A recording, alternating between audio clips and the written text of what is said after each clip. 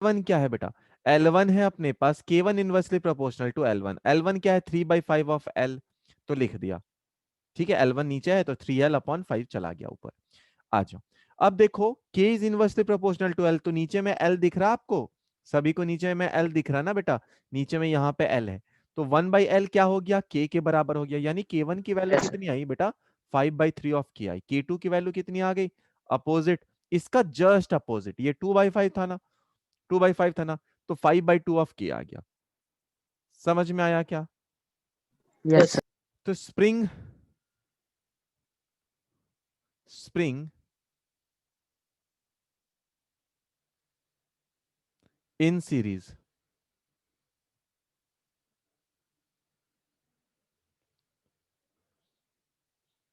ठीक है, spring in series. अच्छा, मान लीजिए बेटा अपने पास स्प्रिंग है,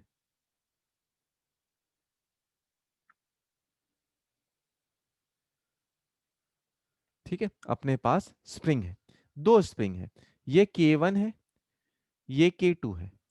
अगर आप इसे खींचते हैं, अगर आप इसे खींचते हैं फोर्स से, तो क्या होगा, सोचो क्या होगा। ये फोर्स दोनों में बराबर जाएगा। ये वैसा ही है, ये ठीक वैसा ही है कि अगर आप किसी टैंक से पानी निकाल रहे हैं, अगर आप किसी टैंक से बेटा पानी निकाल रहे हैं, ये टैंक है, यहां से पानी निकाल रहे हैं, तो दोनों पाइप से बराबर बराबर पानी जाएगा। डिपेंड नहीं करता कि कौन सा छोटा है कौन सा बड़ा, बराबर ही पानी जाएगा। जितना पानी आया था उतना ही पानी निकलेगा, जितना चार्ज करंट आया था उतना ही करंट चार्ज निकलेगा। तो सीरीज में क्या सेम हो गया, फोर्स सेम हो गया। ठीक है, अगर फोर्स सेम हो गया, अपने पास फोर्स इज इक्वल टू क्या है, मैग्नीट्यूड की बात करें तो के एक्स है ना, के एक्स है। तो देखो बेटा, अगर फोर्स अपने पास सेम है तो displacement of force is equal to K X था, के में तो कोई चेंज ही नहीं होगा, but total elongation will be equal to क्या, x1 प्लस x2 के बराबर। और x कितना होता है अपने पास, x कितना है, f अपॉन के बराबर, तो f upon K equivalent is equal to f upon K1 plus f upon K2। ठीक है, तो ये K इक्विवेलेंट कितना आ गया अपने पास, 1/K1 प्लस 1/K2 आया। ठीक है, अब एक और बात सुनो बेटा, इसका मतलब क्या होता है इक्विवेलेंट निकालने का, इसका मतलब होता है कि आप दो स्प्रिंग ना लगाकर एक स्प्रिंग ही लगाएं, तो सारा इफेक्ट सेम रहेगा, सारा इफेक्ट सेम रहेगा, मतलब एक्स भी सेम आएगा अपने पास, मतलब के इंटू एक्स सेम रहेगा। ठीक है, यही है के इक्विवेलेंट। तो के इक्विवेलेंट जब स्प्रिंग सीरीज में हो तब ऐसा होगा। समझ में आया क्या बेटा? चलिए, तो अगर स्प्रिंग इन पैरेलल की बात की जाए, स्प्रिंग इन पैरेलल की बात की जाए, ठीक है, तो चलिए स्प्रिंग इन पैरेलल को हम लोग जरा देखते हैं और समझते हैं। तो स्प्रिंग इन पैरेलल है, स्प्रिंग इन पैरेलल। अच्छा, यहां पे स्प्रिंग है और ये भी स्प्रिंग है, इसको खींच रहे हैं आप, जैसे जैसे फॉर एग्जाम्पल अगर आप झूला पे बैठते हैं बेटा, है ना, तो झूला के जो रोप्स हैं वो कैसे कनेक्टेड होते हैं, वो पैरेलल कॉम्बिनेशन में, उनका दोनों एंड कहाँ रहता है, झूले में एक, और दोनों छत पे लगा रहता है। अगर इसमें से एक भी एंड गया तो ये पैरेलल में नहीं रहेगा, फिर झूला टूट जाएगा। ठीक है, और जीवन में आनंद ही आनंद आएगा। तो पैरेलल कॉम्बिनेशन का मतलब क्या होता है, हमेशा झूला को याद रखना। अच्छा, तो अगर ये झूला जैसा ही अपने को दिख रहा वॉल से कनेक्टेड है, यहां पे फोर्स लगाया, फोर्स लगाया, तो अभी देखो बेटा जितने से, अब देखो मान लो झूला अपना स्प्रिंग का बना होता, आप इसको झूले को जितना नीचे खींचते दोनों इलोंगेशन उतना ही होता। मतलब इस केस में क्या है, जैसे इस स्प्रिंग पैरेलल में आया, मतलब एक्स की वैल्यू कैसी हो जाएगी, सेम हो जाएगी।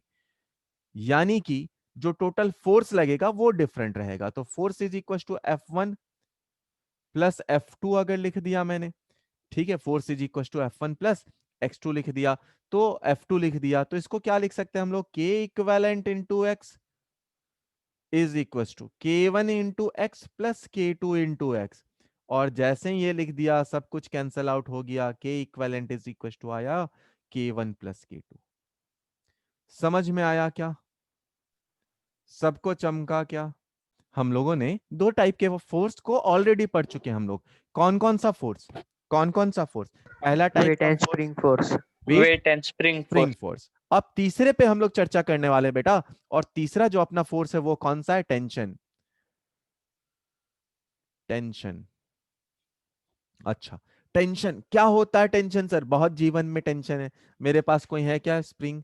हाँ है क्या? है क्या? है क्या? है क्या? देखो, अगर हमारे पास मान लो कोई भी रस्सी हो, जैसे मेरे पास ईयरफोन ही है, अगर इसको मैं ऐसे ही छोड़ दूं, है ना, किसी को दिख रहा है कि हाँ अब दिखेगा, तो ये मस्त झूल रहा है ना, बेचारा ऐसे ही है, मड़ा मड़ा सा है। अब इसको मैंने दोनों तरफ से खींचना स्टार्ट कर दिया, तो देखो ये सीधा हो गया, है ना। तो लाइफ में टेंशन आती है तभी लोग सीधे होते हैं, नॉर्मल सी बात है। Yes sir. ठीक है, नहीं तो वैसे नहीं होगा, वैसे अपन ऐसे ही रोड पे मस्त से घूम रहे सर, समोसा चाट खा रहे अपन, क्या ही दिक्कत है, बिंदास लाइफ।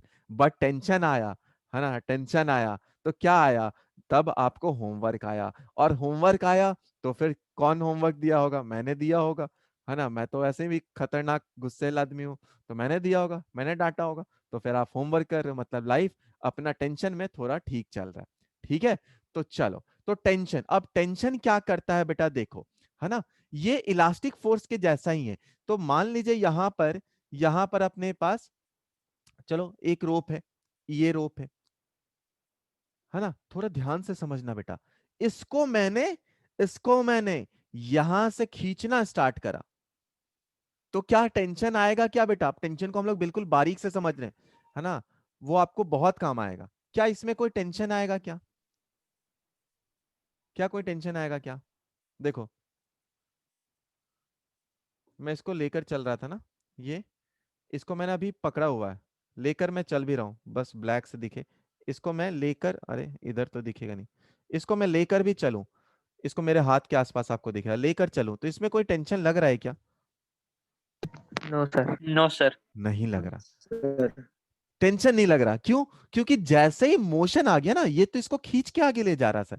टेंशन लगने के लिए पीछे भी एक फोर्स लगना चाहिए, है ना। तो अगर यहां पर मैंने इसे बांध दिया है, अगर मैंने इसको दीवार से बांध दिया, अब खींचने लगा, तब ये स्क्रीन जो स्ट्रिंग है अपना, वो टॉट हो जाएगा, वो यस टाइट सर। हो जाएगा, तो उसमें बोलेंगे तब उसमें टेंशन आया है। समझ में आया? है ना, समझ में आया? Yes sir. समझ में आया? अच्छा, तो हम लोग लिखेंगे, हम लोग लिखेंगे कि अच्छा, स्प्रिंग, क्या बोला? टेंशन। टेंशन, अब देखो टेंशन क्यों आया होगा, टेंशन पे भी हम लोग थोड़ा सा चर्चा करते हैं कि टेंशन क्यों आया होगा। देखो यहाँ पे दो छोटू सा पार्टिकल बन के आप बैठ जाओ, तो हुआ क्या होगा? ये दोनों हाथ मिलाए हुए हैं, एक एटम दूसरे एटम से हाथ मिलाकर ऐसे ऐसे मस्त से लगा हुआ है। आप क्या कर रहे हैं? एक को खींच रहे हैं, एक को खींच रहे हैं, तो अब देखो दोनों पे दबाव आ रहा है ना, दोनों एक दूसरे को पकड़ के रखना चाह रहा है, लेकिन आप खींच रहे हैं, है ना, खींच रहे हैं यस आप। सर। और टेंशन बहुत हो जाएगा तो क्या हो जाएगा? ये टूट जाएगा, फिर आप भी गाओगे ये बंधन तो एक प्यार का बंधन है, हो गया काम खत्म, है ना। तो ये टेंशन पार्टिकल टू पार्टिकल लग रहा, मतलब अगर पार्टिकल में और एक एटम दूसरे एटम में फोर्स लग रहा, पार्टिकल पार्टिकल पे फोर्स लग रहा, तो ये इलेक्ट्रोमैग्नेटिक इन नेचर था, नेटिक इन नेचर था। अच्छा, ठीक है। अच्छा, जैसे स्प्रिंग क्या करता था, अपना पार्टिकल को खींच के रखता था, वैसे ही ये भी खींच के रखता है, तो ये भी एक काइंड ऑफ रीस्टोरिंग फोर्स है, रीस्टोरिंग फोर्स है। ठीक है, ठीक है। क्या आप टेंशन, स्प्रिंग में टेंशन, क्या स्प्रिंग बात कर रहा हूं हम लोग, आ, चलो स्प्रिंग में भी बात करें, तो स्प्रिंग में फोर्सेस कब कब लग रहे थे? जब आप आइदर उसे खींच रहे थे या कंप्रेस कर रहे थे। बट जब आप किसी वायर को ले लें, उसको आप खींच रहे हो तब तो टेंशन लग रहा, तो क्या आप उसे जब उसको दबा रहे हो वायर को, तो क्या कोई टेंशन लग रहा है क्या उसमें? जैसे कि नो वायर को सर। ले लो, नहीं लग रहा, नो सर। है ना। तो बिल्कुल बिल्कुल बिल्कुल सही बात। तो tension will act only, tension in wire will act only for pulling forces, खिंचाव वाले फोर्सेस पे काम करेगा, फोर्सेस। अच्छा, यहां तक सबको समझ में आया? यहां तक समझ में आया? अब एग्जांपल से इस पे हम लोग बात करेंगे, समझ में आया यहां तक? सर वो रिस्टोरिंग फोर्स का समझा दीजिए। देखो वो रिस्टोरिंग बाकी फोर्स के 2 मतलब पॉइंट क्या है? समझ गए। रिस्टोरिंग फोर्स मतलब क्या होता है? देखो, अगर आपको खींच रहा है कोई, है ना, वही देखो, मान लो आपको आपको मैं थोड़ा और पीछे जाकर ट्राई करता हूँ। आपको एक इधर खींच रहा है, ये मैं जो है पीछे की तरफ, इसको मैं पीछे की तरफ खींच रहा हूँ, ये इसको रोक के रख रहा है। मतलब क्या? मतलब क्या है? ये एक जो पार्टिकल है उसको अपनी तरफ पुल कर रहा। दो पार्टिकल को इमेजिन करें, एक पार्टिकल दूसरे पार्टिकल को अपने तरफ पुल कर रहा होगा ना, खींच रहा होगा खुद की तरफ। मतलब क्या है वो? कि आप जब एक्सटर्नल फोर्स लगा रहे हैं तो वो खुद को, दो पार्टिकल एक दूसरे से दूर नहीं जाना चाह रहा, तभी उन दोनों के बीच में टेंशन आया। और वो दूर ना जा रहा चाह रहा, तो उसका मतलब क्या? वो अपने को खींच के रख रहा। खींच के रख रहा मतलब क्या? वो रिस्टोरिंग फोर्स के जैसा काम कर रहा। जैसा जब आप स्प्रिंग को खींचते हैं तो क्या करता है? एक पार्टिकल दूसरे पार्टिकल को अपने की तरफ खींचता रहता है ना। आप छोड़ देते हो स्प्रिंग तो स्प्रिंग में अपने पास इलास्टिसिटी है, तो अपने को दिख जाता है ज्यादा। समझ में आया क्या? यस। बात करते हैं हम लोग अगला, normal reaction. Normal reaction forces क्या क्या होते हैं? ठीक है, सुनते हैं हम लोग। मान लीजिए आप जिस टेबल पे बैठे हो या जिस चेयर पे बैठे हो, तो क्या लग रहा? आप बैठे हैं, आपका बॉडी एक फोर्स लगा रहा नीचे की तरफ, ठीक है, तो दिस फोर्स इज एक्शन। अच्छा, अब इन रिटर्न क्या हुआ? ये फोर्स भी लगाया। तो ये जो एक्चुअल में फोर्स लग रहा वो कैसा लग रहा उसको हम लोग और देखते हैं। ये आपका बॉडी, ये अपने पास स्टेबल, तो ये नीचे की तरफ फोर्स लगा रहा और ये ऊपर की तरफ फोर्स लगा रहा, ठीक है, दोनों। तो देखो कहां पे लग रहा। नॉर्मल रिएक्शन के लिए जरूरी क्या है? दो सरफेस हो। दो सरफेस हो। अगर मेरा एक हाथ एक दूसरे हाथ को ऐसे पुश कर रहा, तो दोनों के बीच में भी नॉर्मल रिएक्शन हो रहा, मतलब दो सरफेस है, एक सरफेस दूसरा सरफेस, दोनों सरफेस कांटेक्ट में आए तो यहां पे नॉर्मल फोर्सेस लगना स्टार्ट हो गया। जहां भी दो सरफेस लग रहे, बाइक के ऊपर बैठा, दो सरफेस से कांटेक्ट फोर्स लगने लगा, दीवार को धक्का दे रहा था, नॉर्मल फोर्सेस लगने लगे, है ना। तो it's a type of contact force. तो सबसे पहली बात कि it's a type of contact force, it's a type of contact force, contact force which acts on the two body which is in contact, which acts on two bodies which are in contact,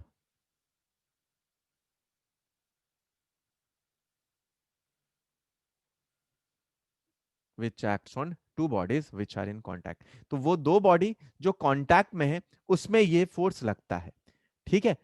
next point, this force is perpendicular, this force is force is perpendicular to surface, surface के perpendicular होगा। देखो ये एक surface था, इसके perpendicular, दूसरा surface था इसके परपेंडिकुलर। आ जाओ एक और देखते हैं हम लोग एग्जांपल। मान लो अपने पास ये प्लैंक है और इंक्लाइंड प्लेन है, ये अपने पास थीटा है। यहां पर कोई ऑब्जेक्ट रख दिया बेटा, यहां पर हम लोगों ने एक ऑब्जेक्ट को रख दिया, यहां पे एक ऑब्जेक्ट को रख दिया, तो क्या हो रहा है? क्या हो रहा है? यहां पर देखो क्या होगा, इसका वेट किधर लगना चाहिए था? वेट तो डायरेक्टली नीचे लगेगा, mg लगेगा। ये मैंने आपको पहले भी बताया है ना। ये थीटा है बेटा, ये 90 माइनस थीटा हो जाएगा, सॉरी ये 90 माइनस थीटा हो जाएगा, ये 90 माइनस थीटा होगा बेटा, तो यहां पर ये थीटा हो जाएगा, ठीक है, ये थीटा हो जाएगा। तो इंक्लाइंड प्लेन के अलोंग कितना लगता है फोर्स? mg साइन थीटा के बराबर लगता है। और यहां पर कौन सा फोर्स हो गया? mg cos theta. तो अगर मैं इसको दिखाऊं बेटा तो क्या होगा? देखो, देखो इन दोनों सरफेस के बीच में फोर्स लग रहे, एक फोर्स इसको जो mg cos थीटा लग रहा था, और ये ऊपर की तरफ, तो ये है अपना नॉर्मल फोर्स इस केस में। तो यहां पर नॉर्मल फोर्स जो लग रहा ऊपर टू द सरफेस लग रहा, नॉर्मल फोर्स, नॉर्मल फोर्स किसके बराबर है? mg cos थीटा के बराबर है यहां। इस केस में, पहले वाले केस में देखो तो mg नीचे लग रहा था, नॉर्मल ऊपर लग रहा था, यानी नॉर्मल बराबर था mg के बराबर था, ठीक है। समझ में आया क्या यहां तक?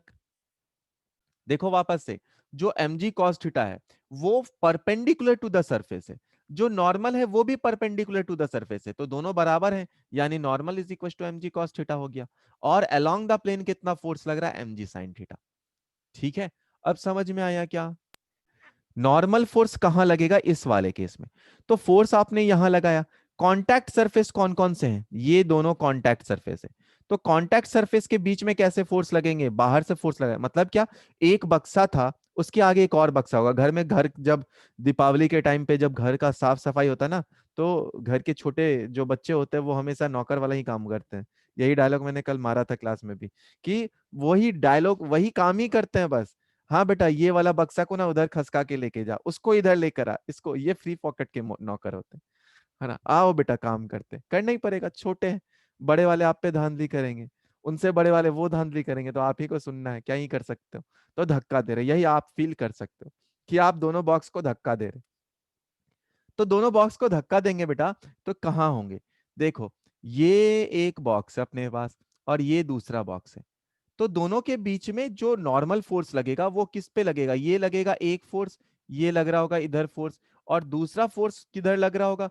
दूसरा इस पे लग रहा होगा इधर, और दूसरा इस पे लग रहा होगा इधर। ठीक है, तो ये 1 है, ये 2 है।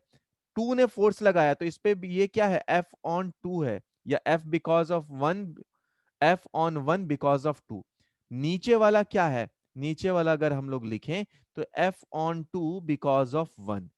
ठीक है, तो ये सभी क्या है? नॉर्मल फोर्सेज ही हैं, नॉर्मल फोर्सेज ही हैं। जैसे कि मैंने आपको एग्जांपल दिया था कि अगर मैं दोनों हाथ को ऐसे प्रेस कर रहा हूं, तो मेरा एक हाथ इधर फोर्स लगा रहा और दूसरा हाथ इधर लगा रहा, दोनों के बीच में नॉर्मल फोर्स लग रहा। ठीक है, समझ में आया क्या? आपने स्कूल में भी किया होगा बेटा। आपने स्कूल में क्या, यस सर। या दीवार में रख दिया होगा, एक बुक रख दिया होगा, और बोला होगा देख बुक नहीं गिर रहा, नहीं गिर रहा। तो दीवार और आपके दीवार, बुक और आपके हाथ के बीच में सब जगह नॉर्मल फोर्सेस लग रहे। ठीक है, समझ में आया ना बेटा? क्या बोल रहा है सवाल? सवाल लिखिएगा। A ball of mass 50 gram is dropped from a height of 20 meter. A boy on the ground hit the ball, है ना, hit the ball with an average force of 200 Newton.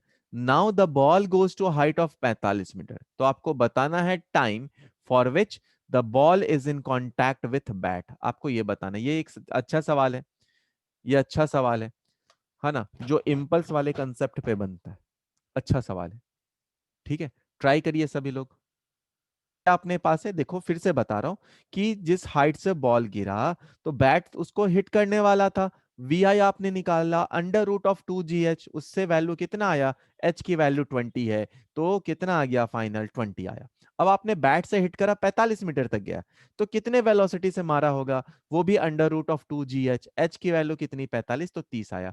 अब देखो, वेलोसिटी इंसिडेंस कैसा है, या initial velocity कैसा है? Ground की तरफ अप्रोच हो रहा 20 से, फाइनल वेलोसिटी कितना है? ऊपर जा रहा 30 से। तो चेंज इन वेलोसिटी कितना होगा? वो होगा फाइनल माइनस इनिशियल, तो 30 माइनस ऑफ -20, यानी आया 50।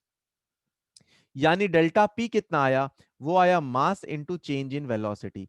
मास की वैल्यू कितनी है अपने पास? 50 ग्राम, तो ग्राम की वैल्यू 10⁻³ इंटू 50, ये आया। और इसी को आप किससे बराबर कर सकते हैं? इसको आप एफ इंटू डेल्टा टी से बराबर कर सकते हैं।